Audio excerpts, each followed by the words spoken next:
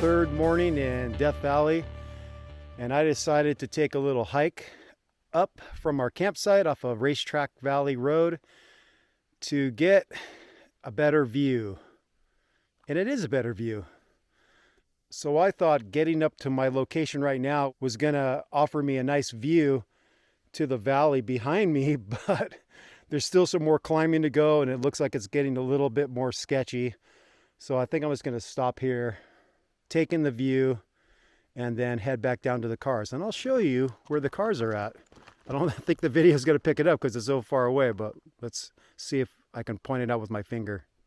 So at the tip of my finger is our camp out there on the road. And I don't know if the video is gonna pick it up, but let me see if I can zoom in a little bit.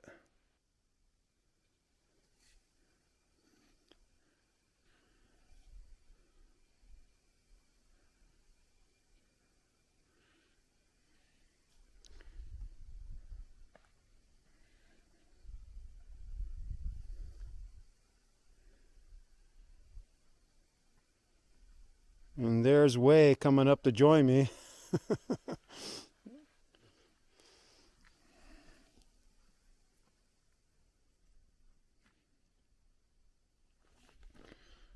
But check out this view we get from our hike.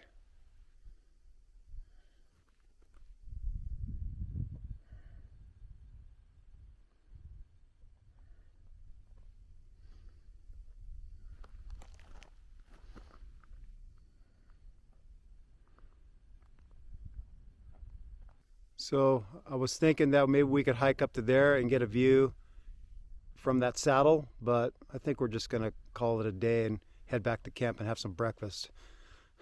Well, I take that back. Way inspired us to climb a peak right next to us, and I just got to the top. As you could tell, it was pretty hard because I'm out of breath, but look at the frickin' view we get from up here. Incredible.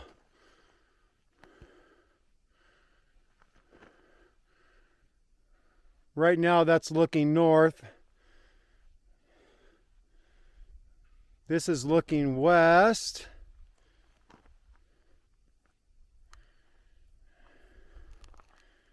And here comes Way up to meet up with me. Now I'm facing pretty much south, and then because we know the sun rises in the east and sets in the west, there's the sun right there. And I am quite the sweaty mess, and we have to now safely get down this freaking hill without killing ourselves because we went up some really loose kind of scree stuff, so we're gonna have to be really careful on the way down. So our camp is somewhere down in there, and we are going to be taking Racetrack Valley. You could see it snaking through the desert, and we're going to be taking that towards Lippincott. And then when we hit Lippincott, we head west and we take that to Saline Valley Road, and then we cut up north, and we're going to head to the Saline Valley Hot Springs. So this is a good visual of where we camped. So right in the center of the screen, you see the concentric circles. That's the peak that Way and I ended up hiking up to get a better view of the area. If you look basically west towards Racetrack Valley Road, that's where we were camping. So we hiked through the desert, went in between the two peaks in the center of the screen here, and then we climbed up the peak on the top of the screen, and that's where we hiked that day. So that's where we were at. So for the travel on day 4, we went south on Racetrack Valley Road, and Racetrack Valley Road isn't really technical, but it's very washboardy. So the only way you're going to really enjoy that road is to get through it as fast as possible, and that means picking a speed that you can drive safely to where you're not going to get rattled to death, because the washboard is really dramatic and it'll just shake you to death. So you got to keep your speed up. So let me put the route back up on there so you can see it better. And it's designated in purple. So on the morning of the 4th day, Way and I got up while the other guys are still milling around camp, and we decided that we would go back to the crater and check it out. So we decided to do a clockwise loop because there's a trail around the crater, as you can see there. It's designated in that dotted line. We did a clockwise loop around the crater before the other guys even got in their trucks. And so when we left the Ubehebe Crater and started heading south on Racetrack Valley, we met up with the other guys and we continued to head south on Racetrack Valley Road, headed towards Lippincott. So we head south, and I'll get a bigger picture. So right at the bottom of your screen in red, that's Lippincott. And so Racetrack Valley Road's pretty long and bumpy. So like I said, drive fast. Along the way though, there is a couple things that are worthwhile to stop at. One is Teakettle Junction, and it's basically a signpost where people decide to hang a bunch of tea kettles from it. And Way and I decided to make our contribution and hung a couple tea kettles there. And you could see at Teakettle Junction, there's some trails that go off towards the east that we haven't explored yet, but we probably will explore in future trips. So we left Teakettle Junction and continued in a southerly route on Racetrack Valley. There's another site to see, and that's the racetrack. During the route where you see us park and we're walking out in the dry lake bed called the racetrack, this is where we were at. And the rock outcropping in the middle of the dry lake bed is called the grandstand, and that's where we hiked up onto the rocks and took in the view. We left the grandstand and the racetrack, and we got back in our rigs, and we continued to head south on Racetrack Valley, and we connect up with Lippincott, which is designated in that orange-red color right there. And I'll take the overlay off here so you can see it.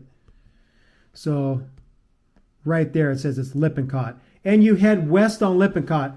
Lippincott's got some technical aspects to it, and it's got a lot of exposure, meaning that it's very narrow, and if your wheels go off and you go tumbling off the side, it's going to be probably the end of you or the end of your rig at the very least. So that's probably the most dangerous thing about Lippincott. It's very narrow, and you got to make sure you keep all 4 wheels on the trail and don't go off the side. But from Lippincott, you just get these dramatic views at different points of Saline Valley, which you're dropping into. Lippincott drops down into Saline Valley Road. So now I'll put the route back on the screen and I'll show you the bigger picture. So again, to the right, the Racetrack Valley was in purple, Lippincott's in red, and then Saline Valley is the route in blue. You come down Lippincott, you connect up with Saline Valley Road, and then you head north on Saline Valley Road. And Saline Valley Road is another fast road. It's a little bit stutter bumpy, not nearly as bad as Racetrack Valley, but it is a road that you want to keep your speed up to smooth it out. So I suggest somewhere around 40 to 45 miles an hour, unless you're on a tight turn. And there are some tight turns, but then you can pick the speed back up to 40, 45, and it's totally safe to do that. Let me go out a little bit so you can see the bigger picture here. So we head north, and then the route designated in orange is a road that you turn off to go to the Saline Valley Warm Springs, or what I call the Saline Valley Hot Springs in the video. And this is a road that you could easily miss. It doesn't have a big sign saying, hey, turn here, Saline Valley Hot Springs. You have to have a good mapping program to know that turn's coming up. So I recommend an application like I'm using, Gaia, And there's other good mapping programs you could use so you won't miss this turn. But the Saline Valley Warm Springs is a good place for another campsite. And this is where we camped on our final night. So we went east on, they don't give it a name. So that's another reason why I think you can miss it. So you head east and you hit the Warm Springs. And the Warm Springs are kind of cool. It's like a little oasis in the desert. They got palm trees there. They got hot spring pools. One thing to note is that it's clothing optional. So if you're a shy person, it might not be the place for you, but it is worth a visit, But like I said, you might see some things that maybe you didn't want to see. So just be prepared that it's a clothing optional place and you might see naked bodies that you maybe didn't want to see. And when we go through here, the Saline Valley campgrounds were closed, so we weren't allowed to camp there. So we had to head above the camp. So there's a middle springs, and then there's a upper spring. And we were told by the camp host that we should camp at least a mile above the upper warm spring. So that's what we did. We kept following up this road, and this road actually travels a long distance, and now we got a name to it. They call it Steel Pass. And so Steel Pass heads north and goes through the Steel Pass, and it goes all the way to Death Valley Road. And so this is a route that we want to explore in the near future because it looks pretty cool. But we basically camped 5 miles above the upper spring.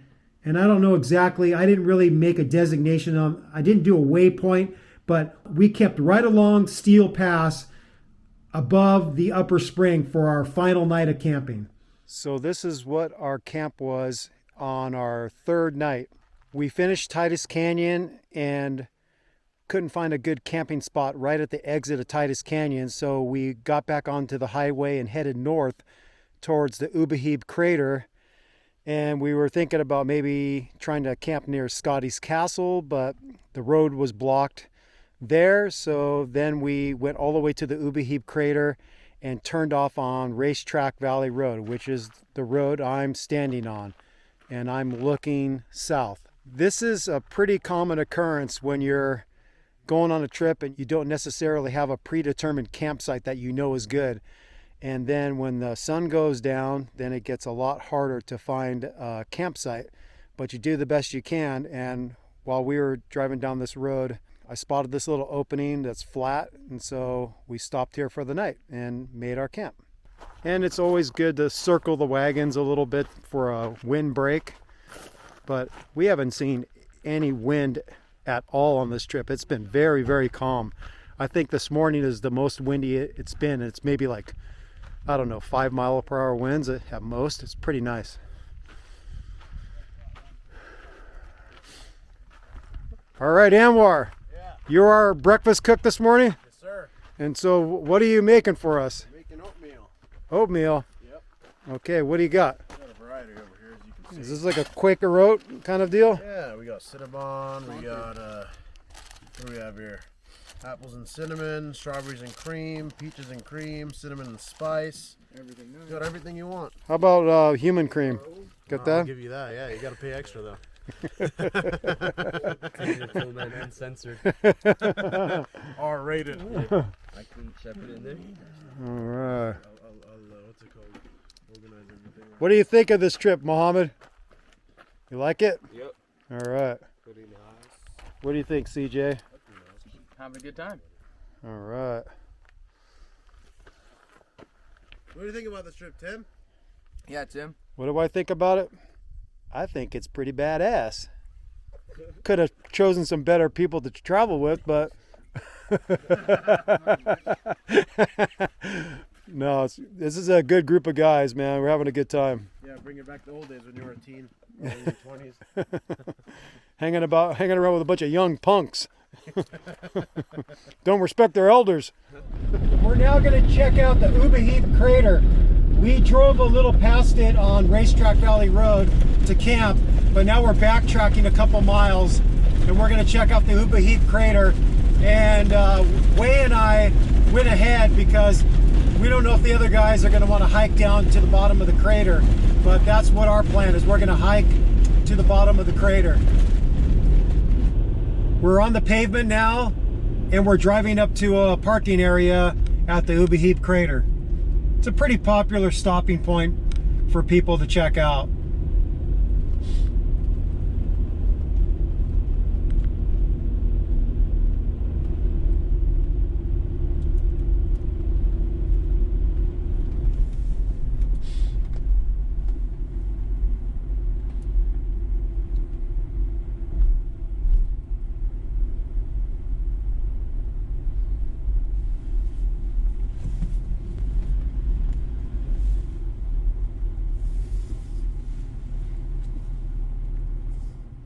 So this is the Ubehebe Crater, and you can hike down it. Way and I got a pretty good hike in this morning, so we don't know if we're going to hike down to the bottom or not, but we're going to maybe walk around the rim in a clockwise direction and check it out. So we're doing our clockwise loop around this crater. It's got a trail that goes right along the rim. Pretty cool. Way and I are going to try to get around this whole thing before the other 6 guys show up from camp. We'll see if we can do it. So you can see the pathway down right from the parking area. It pretty much does a beeline straight down. So going down, not so hard. Going up, probably pretty hard. So now we're basically right across from the parking lot.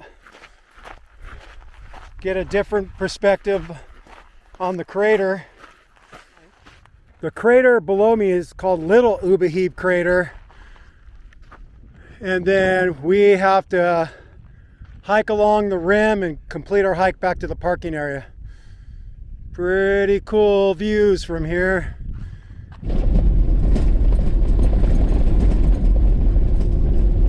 Racetrack Valley is a very washboard road, and the key to smoothing it out is drive as fast as you safely can, and then it's not so bumpy.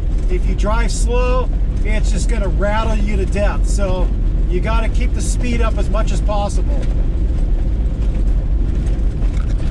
Along Racetrack Valley, there is a place called Teakettle Junction, and as you can see, people make contributions and donate a tea kettle as part of the artwork. We think that they clean this out from time to time, because if they didn't, it'd just be like a monster of tea kettle. So who knows who actually takes care of this little spot, but I'm gonna make my contribution. My girlfriend Allison actually wrote it, so Timmy the Toolman. And 2020 WTF, what the 2020. We are now at the racetrack, and it gives a little history. Basically a dry lake bed that looks like a racetrack. And if you walk out there, you'll see that there's rocks that make a line in the lake bed, and they don't exactly know how it works. You walk out there and you can see it looks like the rocks are like moving themselves along the dry lake bed. Yeah, it just says the rocks roll down, but how do they make a freaking line like that? Some guy comes at night and fucking... Yeah, the aliens move the rocks. Yeah. That's it right there. Aliens. It's aliens. Yeah, there's a little alien right there. Hey, Cola. All right, so we're gonna hike in the dry lake bed for a while, I reckon.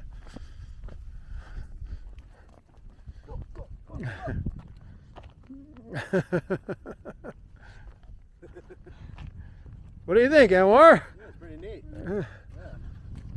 All right.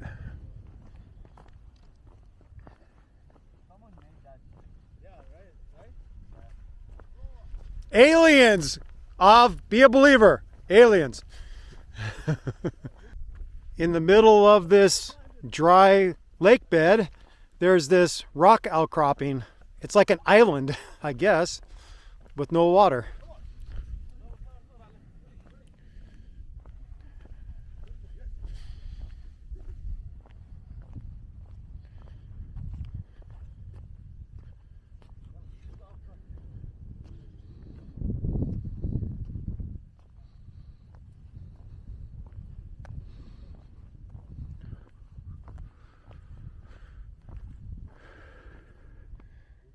We scrambled up the rock outcropping and even better views.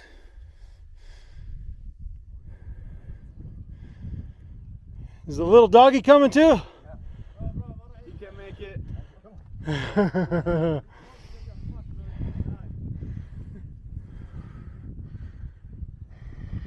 You don't want your kid to die.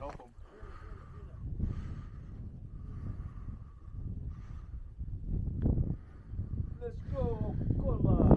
What do you think, Ali? Go, buddy. Pretty cool, huh? Amazing view. Yeah. All right, we're entering Lippincott, which is gonna take us down to Saline Valley Road. This is a little more technical than, well, it's a lot more technical than Racetrack Valley, but it's not as technical as Goler Canyon and that one hard section on Echo Canyon. But it's pretty cool, and you got great views along the way.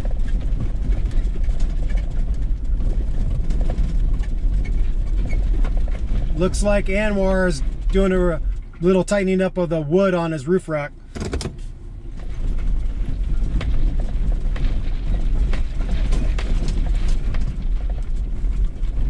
Another thing about Lippincott is there's quite a bit of exposure. It's steep side hill, so you really want to be careful and not let your tires go off the side and ruin your day and roll off the cliff.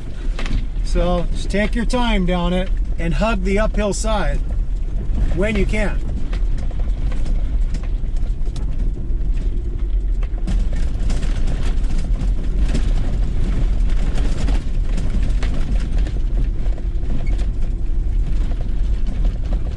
Look at that view. My God.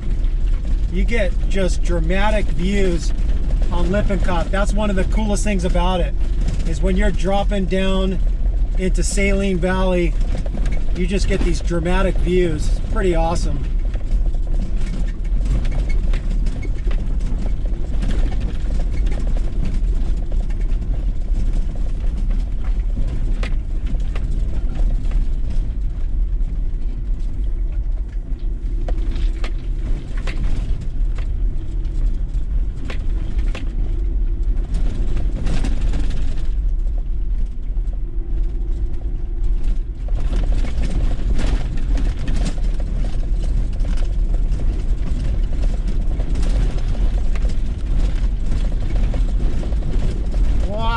Look at that view.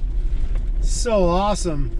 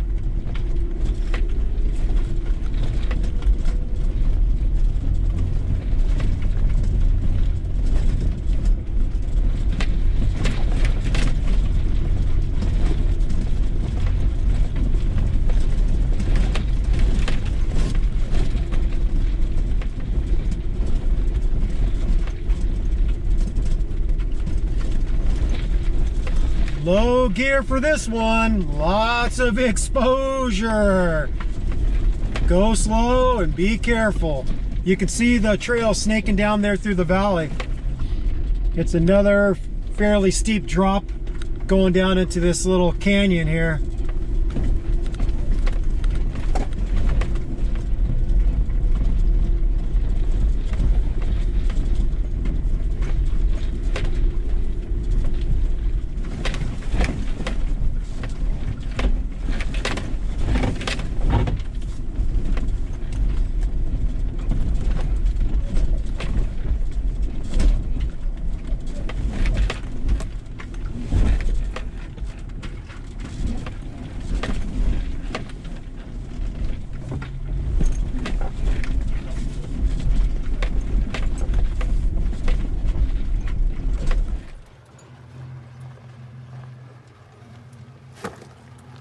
LET, LEA, and Cola in their third gen.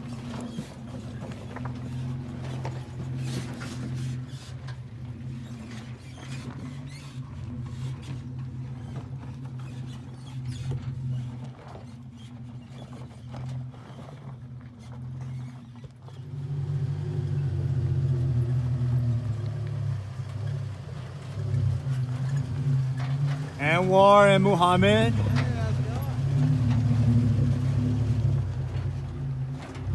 And finally, Timmy the Toolman.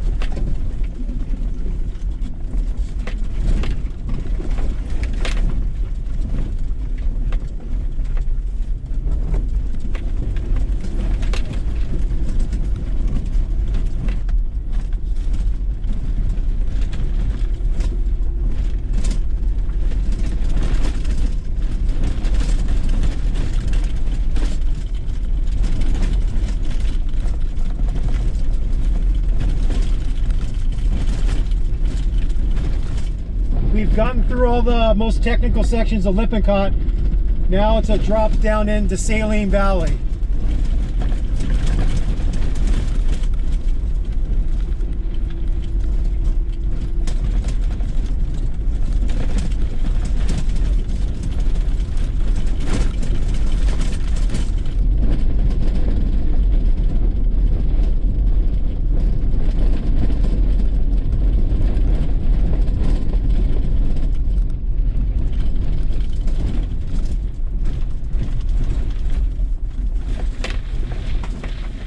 All right, we made it down Lippincott. Now it's a right turn on Saline Valley Road. Our next stop is the Saline Valley Hot Springs. And this road, Saline Valley Road, is pretty fast. You can drive it fast. It's not technical or bumpy or washboardy. So here we go.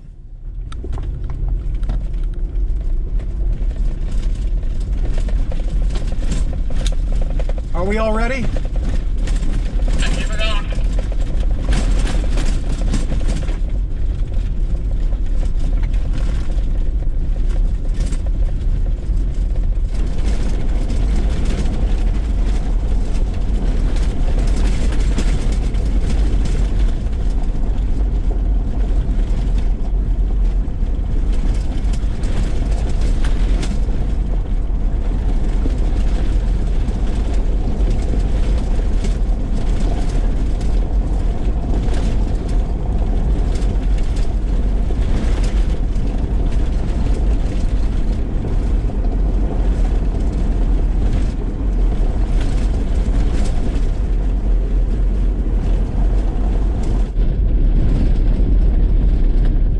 Take that back, it is pretty washboardy, but if you drive fast, about 40 miles an hour, it smooths it out. So don't drive it slow, drive it faster.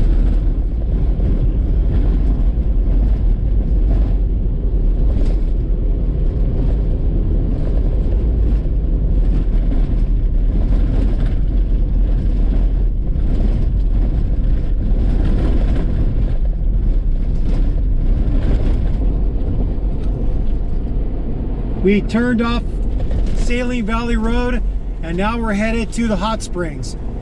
This is a turn that you could miss really easily unless you have a good mapping application like I'm using called Gaia.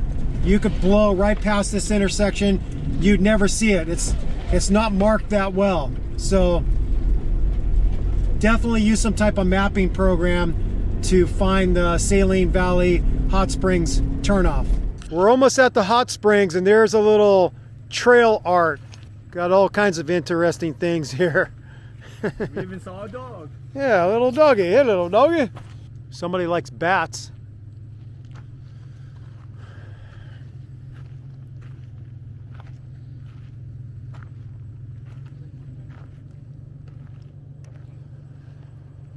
Got a stoplight, a fan, more bats. It's wrapped with chain link. You got some type of big engine out of some type of vehicle. Who knows? We're gonna keep on heading to the Saline Valley Hot Springs.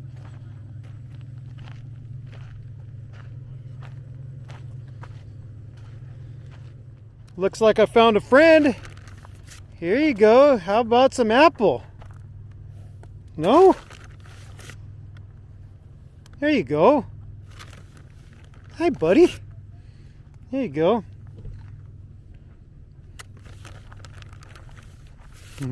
Is that good? I got more.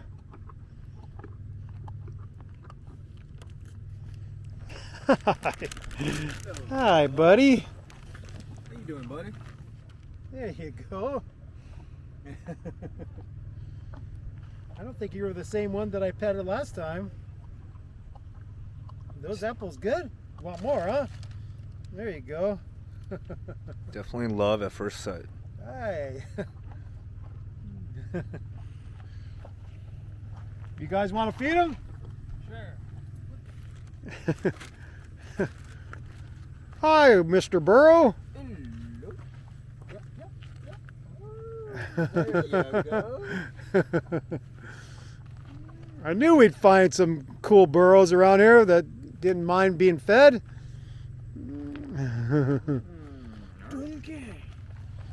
Look at the cool stripe these got right here. He's just a really dirty Someone just painted him. So if you are an animal lover, definitely if you go to the Saline Valley Hot Springs, bring some apples so you can feed one of these beautiful creatures. They are so cool. They are great animals. If I had a farm, I'd have a burro or a donkey. Really neat animals. Trust the animals. This guy is the real creature in this fucking camping trip. Yeah. Hey, donkey, you want to go camping? Hey, what you packing down there? So this is the first hot springs. There's an upper one too, but this is the main one. This little oasis in the desert with all the palm trees.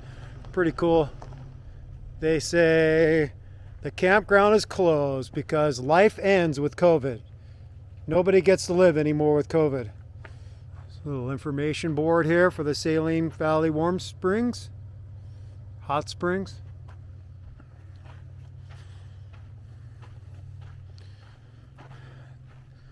This is a clothing optional place, or actually, I don't even know if they'll let you wear clothes in these pools. So you gotta be willing to let it all hang out.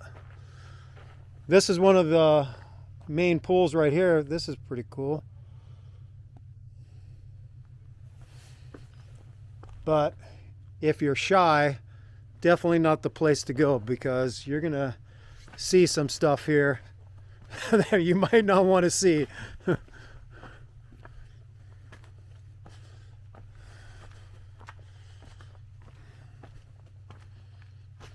Looks like this might be a place where a caretaker lives or something. I think that's what this is.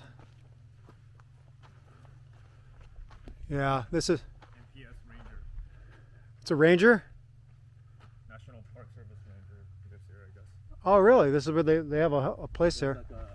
Like a truck out there. I'm gonna go see. Oh, there's another hot spring over here. What is it? Oh, this is the source. This is the source of the hot spring. Oh, nice. Jump in there, way. That's the source. It says, "Keep out." This means you. There's another. Wow, look at that. I wonder here. Feel it. Tell me over here. It's easier to feel. Wonder how warm it is. Oh, that's nice. That's like bath water. Pretty cool spot, but I've been here before where everyone's letting it all hang out. you kind of see things that you wish you could unsee. A lot of old saggy bosoms, a lot of sagging balls. Yeah. Every once in a while you might see someone actually have a nice body. Currently there's no camping at the hot springs, so we're now 1.5 miles above the upper spring and we're looking for a campsite. And what this is Steel Pass. So hopefully pretty soon we're gonna find a campsite that's gonna have some nice views for us for our last night of camping.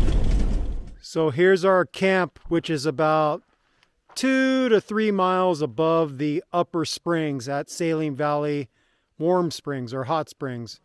This is looking down towards Saline Valley, and then the road we were coming up basically goes over Steel Pass, and it goes for a long ways. This is a road that we have not traveled yet, but maybe one day we will, because it looks pretty cool.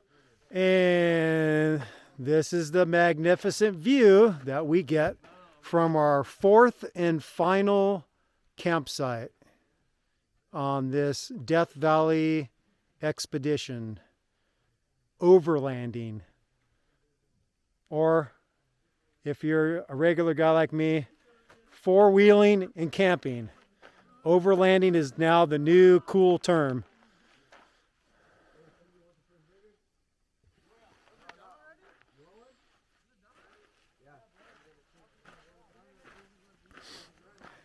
Way came up with a really good idea. We filled up the sun showers at the hot springs because there was a hose with the warm water flowing, and so we actually have warm shower for tonight, which is awesome.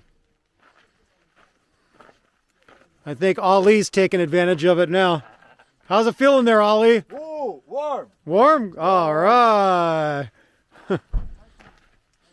Sick sun shower mod. Courtesy of Timmy the Toolman.